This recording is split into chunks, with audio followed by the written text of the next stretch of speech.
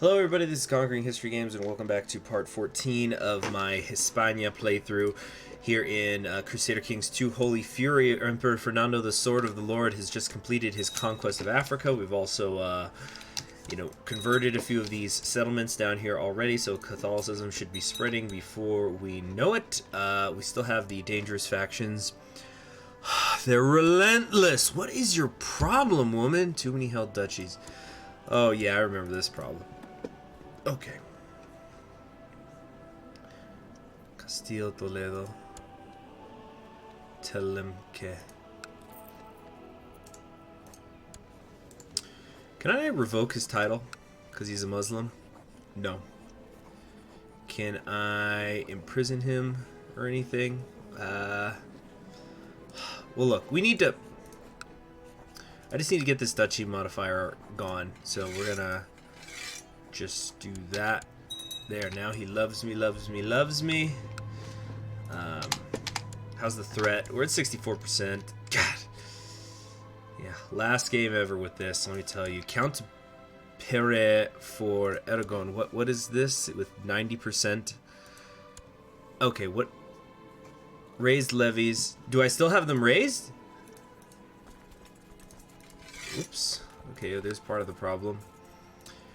Lose several titles on succession. That's okay. Let's...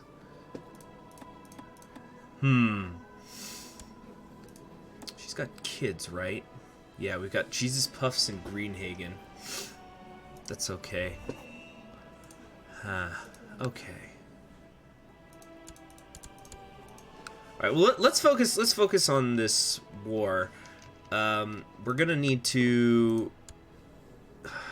Is this the raised levies, female heir, high crown authority? Ay. Why did I just disband them? I just gotta bring them all back up again. Yeah, that was dumb of me. We're gonna just try to stick to using the levies of my my subjects, because we could be in for a rebellion here. Count Pierre for Aragon. Who's a consistent factor across these? The claimant. Who the hell is this? Some Catalan dude?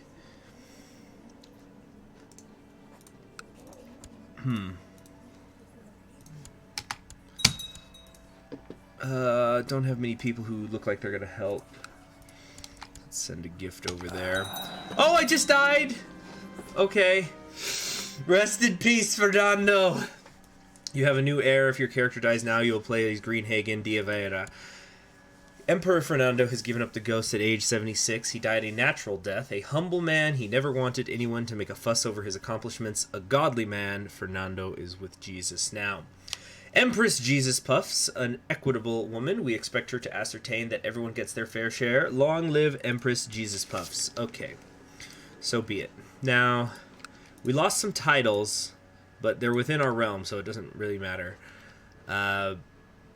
Okay, we have some special title actions possible. Let's do that. We got a lot of stuff we do. We need to get married. Matrilineally, of course. Somebody who's Catholic, please.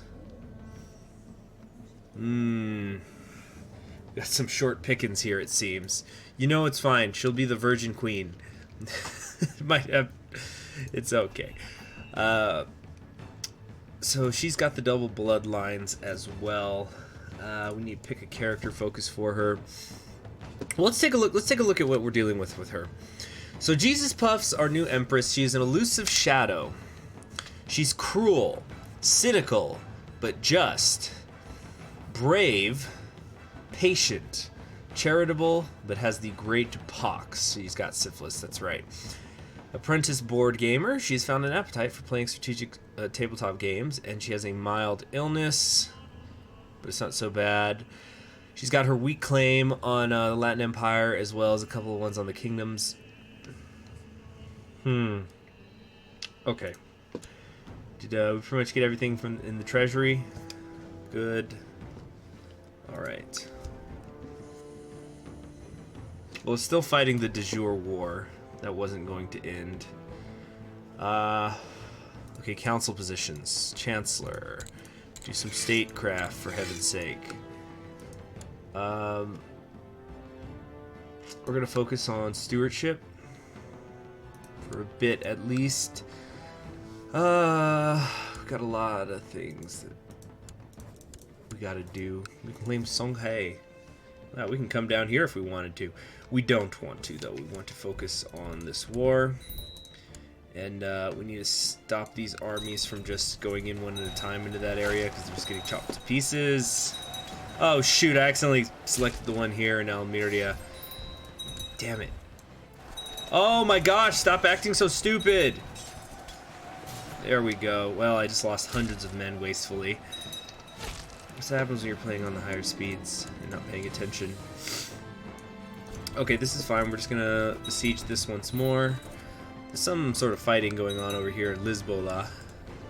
Yeah, do we still have our... Are we still considered threatening? Yep, we're still at 62. That's not going anywhere. Alright. Oh yeah, our ruler has been uncrowned. We need to organize that, but I have to be at peace. Okay. Righteous imprisonments. What is your problem? The Apostle of Barcelona. She doesn't like me. She might raise up against me. We've only got an 18% chance, so let's wait on that.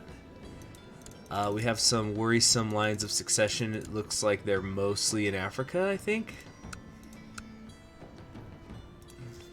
Look, we gotta let's finish this war first, and then we'll figure out what to do from there.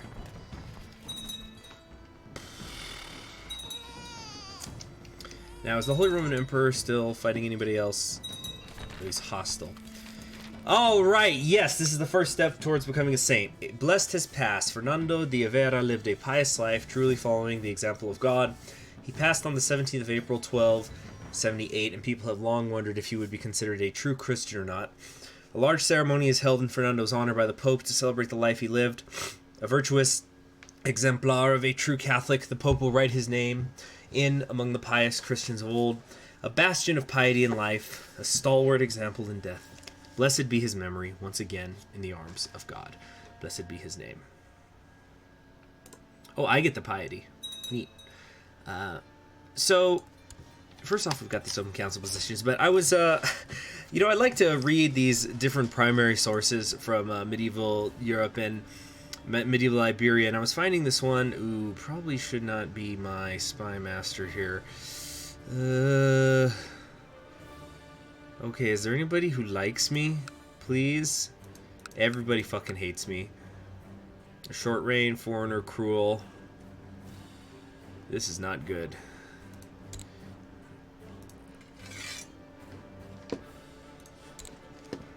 Okay. And I wanted to read this thing called the Siete Partidas. It's a law code made in 7 sections that is supposed to cover... Now, this is from the early 1300s. And the 7 partidas, the Siete Partidas, cover criminal law, domestic relations, obligations and maritime law, succession and inheritance, procedure and property, and canon law. This was begun at the behest of Alfonso X of Castile, which in real life he would have been reigning right now because he went from 1252 to 1282. But it didn't get finished for like 50 years. It was almost 100 years before the Siete Partidas were actually made into law by Alfonso XI in 1348. And it's pretty interesting because, you know, history is more than war, and this code of laws here is has been called, quote, a unique monument to the legal development of medieval Europe. Not only does it cover the entire body of law, it provides philosophical and theological justification and explanation for specific problems of the law. It was for this reason that Alfonso X was often called Alfonso the Wise. So I'm just going to read a little bit of it because obviously it's a really long code of law, but it's just so specific at times. Like, for example, when it talks about what the proper qualities of a king should be, like when we think about our blessed Fernando, sword of the Lord, a king should be very correct while walking as well as standing, also while sitting and riding on horseback, as well as when he eats or drinks, and when he lies down, and even when he gives a reason for anything. And as to his gait, it should not be too rapid, nor should it be loitering. He should not stand long, except in church while hearing the service, or on account of something else which he can't avoid.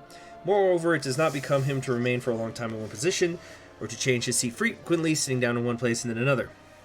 When he rises up, he should not appear very straight or very bent. This also should be the case while he is on horseback, and he should not ride too fast through a town or linger too long on the way. So, yeah, very, very specific things. You really got to find that Goldilocks zone. So that's just talking about like the posture of the king. But there's sections that talk about, let's see.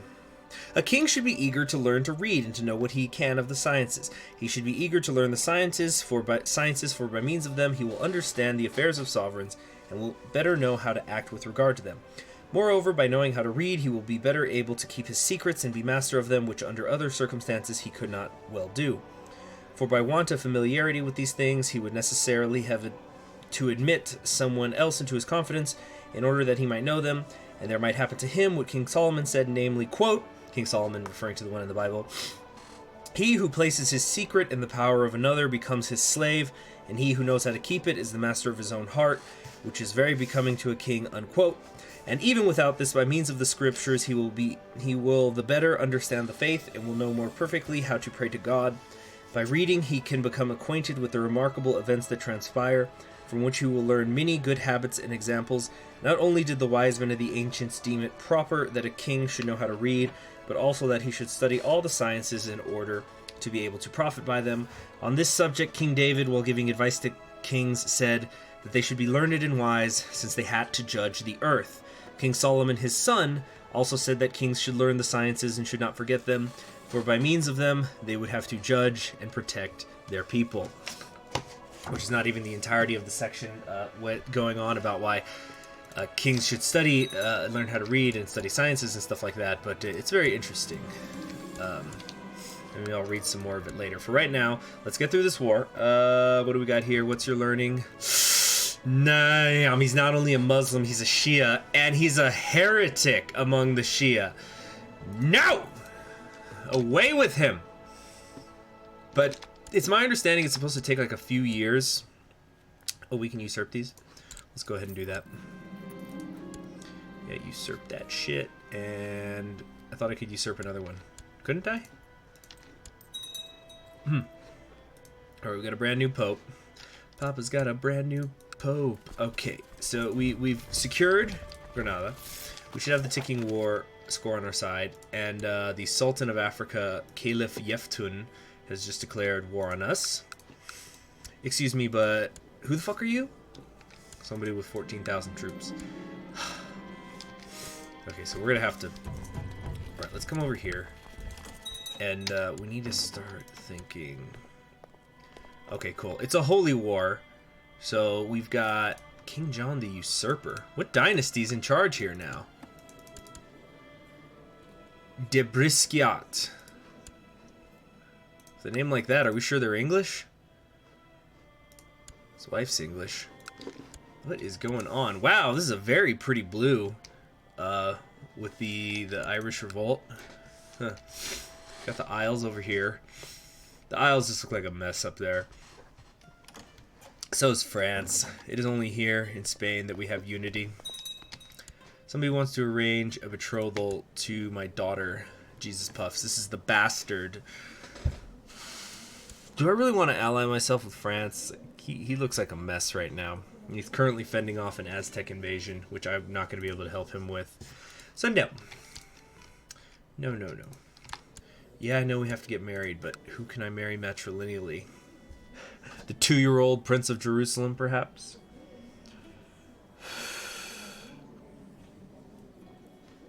Ah. We're going to dismiss that. We must focus on our, let's see, we formed an alliance. We must focus on our own realm and our own people. And how my monthly balance is right in the shitter. Okay. This guy's got 13,000 men over here. Can we try to swing over here, maybe?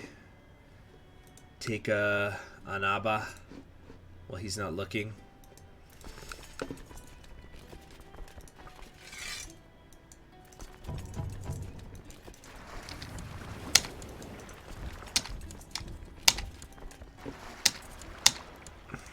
Let's try to do it really quick, really quick.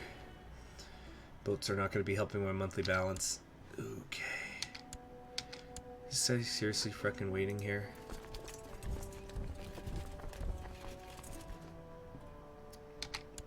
Okay, yeah, he's going to get out of there first. Alright. Let's move these guys back home into a port. Some sort of friendly port. And span them. Great. So, should we borrow money? Prince Jean of France is the head of the Knights Templar right now. Oh, that's relations. Prince Jean.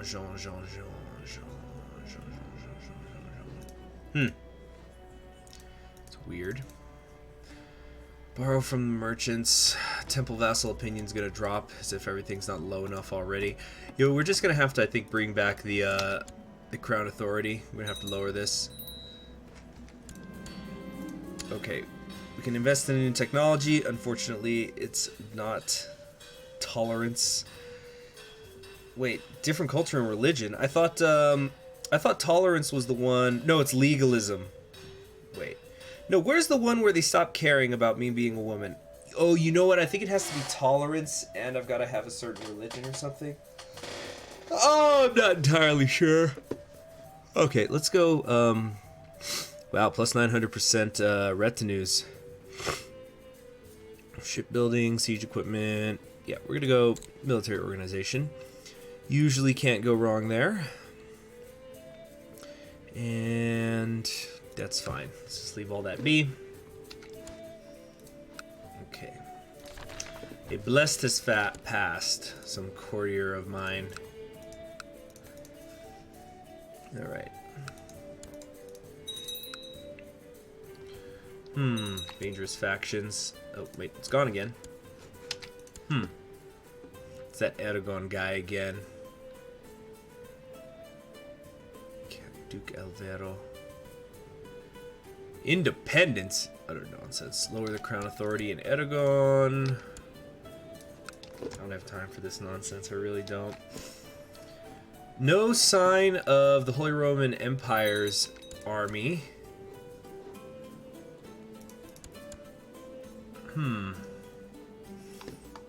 It should be out there somewhere. But we're at 62% victory points right here. So we now have Jesus Puffs, daughter of Jesus Puffs, out there. Lower the crown authority in Aragon. Is it this woman who keeps me in the problem? This one's my marshal. Female ruler, raise levies. Oh, he's ambitious. He's just never gonna like me. That's just the way it goes sometimes. Workshops of Toledo have... Wait, what? The workshops of Toledo have need for a large numbers of new workers. By offering a bonus, it would be possible to make sure these workers are bear. Toledo becomes bear. Like, it's a majority bear population. You know what? Make it so. Whatever the heck that means. Oh, we can build an animal farm. Has culture group bear. Gives me 30 more heavy infantry and 15% heavy infantry defense. An idyllic collection of fields and meadows, perfect for any type of animal. So we can begin to... So if we build an animal farm, we'll be able to enlist 30 bears in our army. See, because I'm a bear, incidentally, the morale of my armies is up by 15% and personal combat skills up by 10%. Just thinking of that A Song of Ice and Fire song now. A Song of Ice and Fire. Yeah, song from A Song of Ice and Fire. You know, a bear, there was a bear, a bear. Except...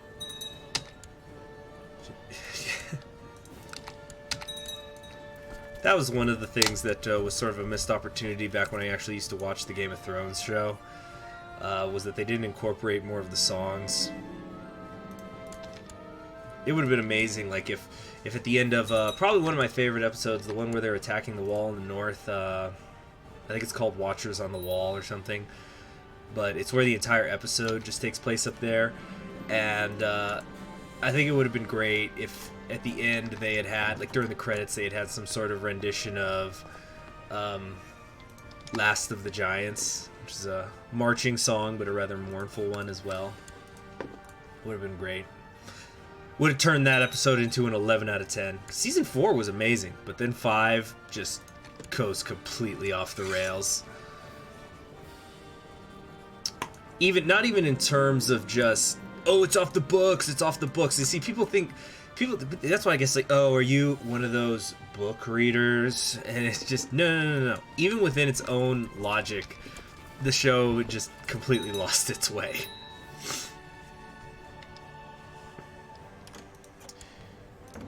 Although I would really like to, I need to check actually to see if they've updated, so that way I don't have to roll it back, but if they've updated the A Song of Ice and Fire mod for Crusader Kings 2 to be compatible with Holy Fury now.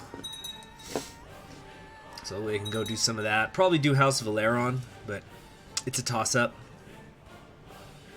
And I probably can't do any until I read the new lore book that came out. So I don't want to give any inaccurate information. Really, dude? Also, I'm just waiting to hear that, uh-oh. We're gonna lose this one. The Battle of Tebessa. This campaign has been easy pickings. Swinging my sword through the mountains is a pleasure, and my fellow soldiers are equally jovial, surrounded by the blood of our Berber enemies and the cries of battle. Look! Enemy Commander Emir Bettis is hiding, someone shouts, pointing off into the distance. So this guy, he's not the leader. Oh, negative 13. He's only got one hand, and he's 53 years old. He's also kind. Whereas I have a combat skill of 66, because, you know, I'm a freaking bear. But also because I've got the armor. If we look over here, well, I've got like the Blood of Eleanor, which is cool. But I've also got, you know, my Guardian armor, as well as the Shatterer. So there you are. I've been itching for a fight. Here we go. I chased down Emir through the mountains when King Oveko shoved me aside, barking, "I'll take this one, my lady," clumsily swinging his great sword. Oh, this is my kinsman. Oh my, how chivalrous. Well, at least he won. Still, I can take care of myself. Wow, this was a much closer fight than it had any right to be. Oh, good. Luckily, some reinforcements came. Some Christian reinforcements. You know, "Wingling his has arrived," that kind of stuff. But that was really impressive. And so with that win, enforce demands, we will get 204 gold. Also going to lower their moral authority, increase their decadence. We'll get some prestige and piety. Not a whole lot, but it's something. Okay, finally. Let's get everybody home. Okay, we have another title that could be usurped, the Kingdom of Andalusia. You better believe it. It's going to probably piss some people off. Well, they can deal with it. They gotta deal with it. They gotta deal with it. We're mostly waiting, though, for the papacy. Now, I don't know if this is going to help or not, but we're going to go ahead and join the Benedictine Order. We're still considered threatening. 61.5. Oh, stupid defensive packs. Let's organize the coronation ceremony. The time has finally come for me to be officially recognized as Empress of Hispania. In order to do this, I need the support of the Catholic Church, but convincing authoritative members will be neither easy nor cheap. To begin the preparations, I should find a priest willing to crown me. Only the Pope is fit to crown me.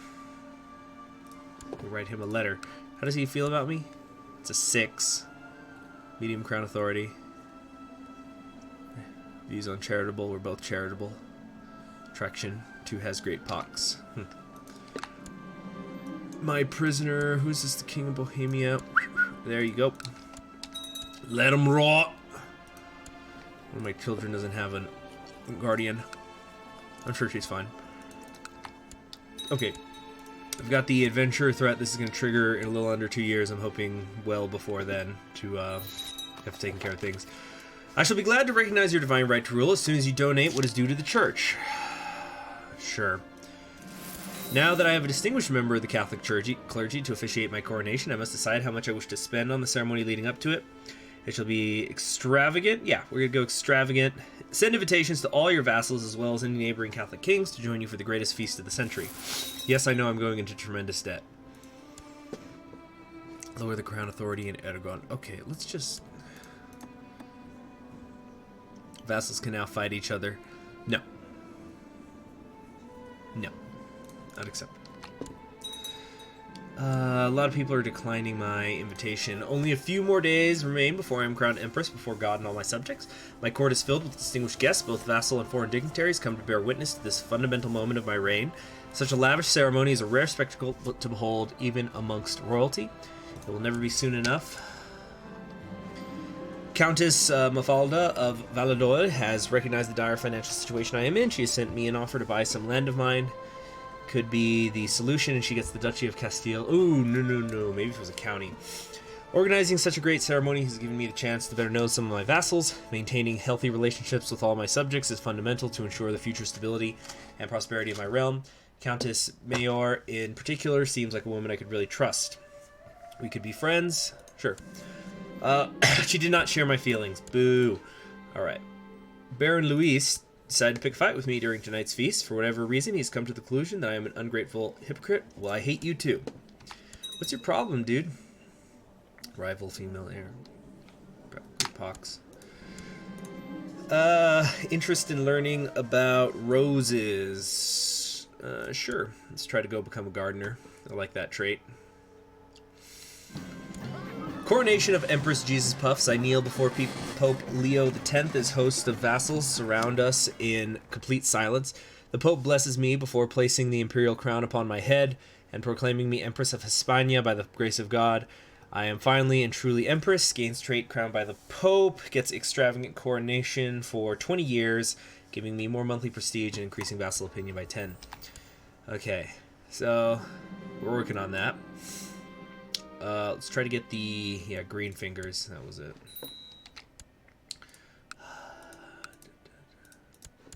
Okay. Let's see, we'll get a physician. Cool. So the Pope likes me, since, but we're waiting now to get ourselves a saint. Wait, what? Oh, the Spy Master.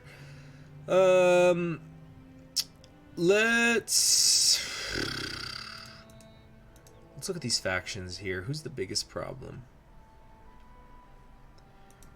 Duke Gutierrez the Evil.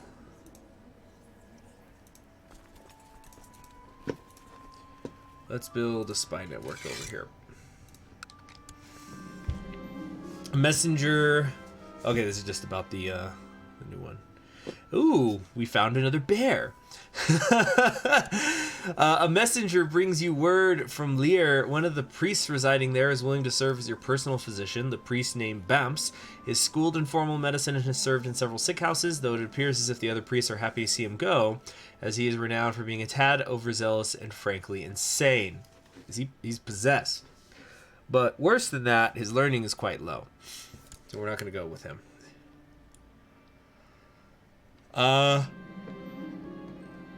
What do you want? Duchy of Castile? No. No. The ancestral land, I can't allow it. He really wants to marry in. I should... Yeah, let's do... Is he at war with anyone right now? Defending in a Templar claim war.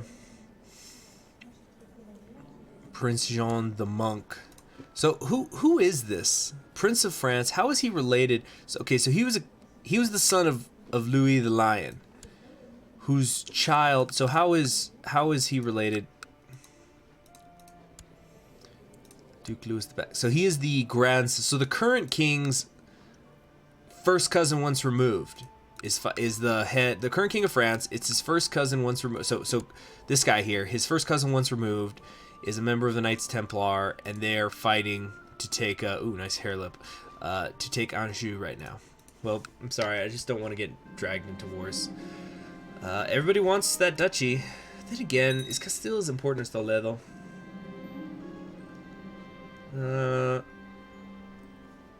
Imprison the heathen.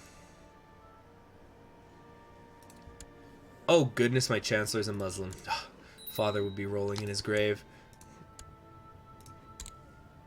Okay, keep performing statecraft. Taking forever to lower the crown authority. Some more. Gotta do something about this guy. We're up to 87.3.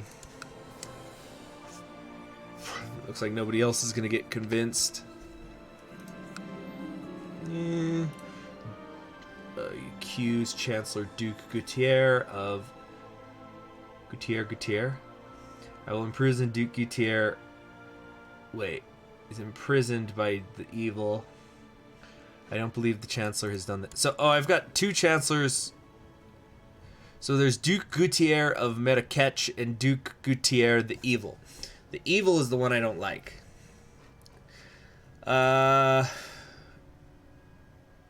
My savior. There we go. Should I fire him from the council, or is it going to be easier if I keep him close? We're firing him. An emissary has arrived from the court. He's upset about the heathen. Didn't I just do this? Oh, that was my spy master. Okay, well, anyway. Let's build the network over here, and we're going to get a new guy. Still got a budget deficit. Oh my gosh, it's going to take decades to get out of this hole. Probably not decades, but... King of Jerusalem. Jerusalem looks like a mess also. Yeah, it looks like it... I was going to say anything not in the Western Protectorate just looks like it's going to hell, but... Western Protectorate looks kind of weird too. Oh, and the Latin Empire is doing this crap again. Oh, I actually can press my weak claim once I'm at, but I have to be out of debt. And then borrowing from the Jews... Let's see, if I expel the Jewry, I'll only get 90.4 gold. So even if I borrow from them and expel them... Yes! Here it is! You know what? I guess we could just call it here. This is what I was waiting for. This could be the campaign. A saint in heaven, Blessed Fernando was a true exemplar of the Christian faith, living a pious and moderate life. And a grand announcement, Pope Leo X has decided to canonize Fernando the Confessor. Many tales are told about the saint and the feats he did in life. The story goes that a man was drowning in Toledo when Saint Fernando ran across the water to help the poor drowning man. It was only after the man was safely rescued everyone understood the miracle which had just happened. Following the footsteps of God so literally is only fitting for one as great as Fernando. It is a great honor for the family of the blessed saint, as we all aspire to become pious as him. Become as pious as him. Blessed be his name. Truly an inspiration for all of us. Gain 100 piety. Fernando has become known as a saint, and everyone of his bloodline will reap the benefits. So, let's check real quick.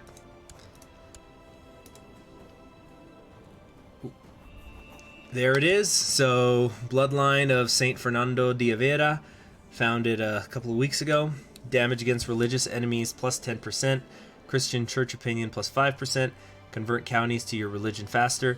Saint Fernando was known for his kind nature and walking across water to save a man. Canonized by Pope Leo X. Patrilineal inheritance. This bloodline is passed on through the male line. This means only male characters can pass the bloodline on to their offspring. Matrilineal transfer. In addition to normal bloodline inheritance, if two characters are in a matrilineal marriage, their children will inherit patrilineal bloodlines from their mother and matrilineal bloodlines from their father. If a child has no known father and their mother has a patrilineal bloodline, the child will inherit it. Bastards cannot inherit. This bloodline will never be passed on to bastard children, and it is an active bloodline because I am Catholic. Because remember, some of these things turn off if you're not, the proper thing, right? So, that was one heck of a campaign. I could keep going, but I feel it would be an insult to Fernando, who is just the best character ever. ever starting character. To united the peninsula. We're still getting this nonsense down here, but I've got a weak claim, but I would just have to wait. I'd have to wait years just to go over there and take the Latin Empire just to clean this up a little bit. But he united Hispania in his lifetime and defeated the Aztecs, drove them away from Spanish lands. Of course, they're still running around up here, but they're just kind of becoming scattered, divided, leaderless. They're constantly revolting, you know. We broke the backs of the Aztecs when Fernando took Africa from them. We drove out the Almohads and so much more. This episode's already gone long, so what I might do is I might do like an after action report episode, which I do sometimes. Oh yeah, we have the burial site of Fernando here now in Toledo. I'm trying to remember how you can look at that there's a burial site. I know that you could do where is it?